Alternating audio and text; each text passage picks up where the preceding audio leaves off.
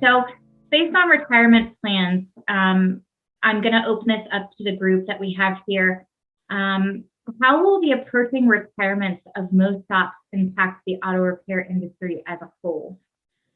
I think we're in trouble. And the reason that I think we're in trouble is because 15% of these shops look like they're going to close. They don't have a plan to move forward. And so I think the fact that there's so many shop owners ready to retire in the next 10 years, and there's a gap from your survey, this one or the other one you guys did, in the middle where there's not as many people in our industry in the 35 to 55 range.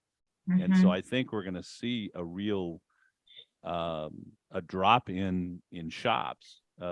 Combine that with the cost of education and the need for education and tools, and there are going to be quite a few shops probably that don't exist in the future if they don't make some changes today. Yeah.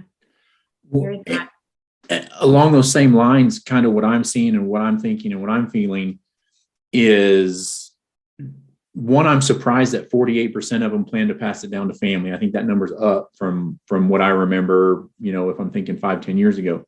But if we talk about this shrinking of bays, it almost reminds me of the ag industry, right? Like if we don't have people to pass these businesses along to or sell them out, big corporate entities are going to come in and buy these shops up, or the 3-bay, 4-bay, 5-bay shops are going to get completely bulldozed and turned into car washes. And you're going to have 20-bay superstores that are owned by, could even be dealerships, and they're just throwing a flag under a private band or independent band or brand, I should say, and going from there. So it's definitely disconcerting.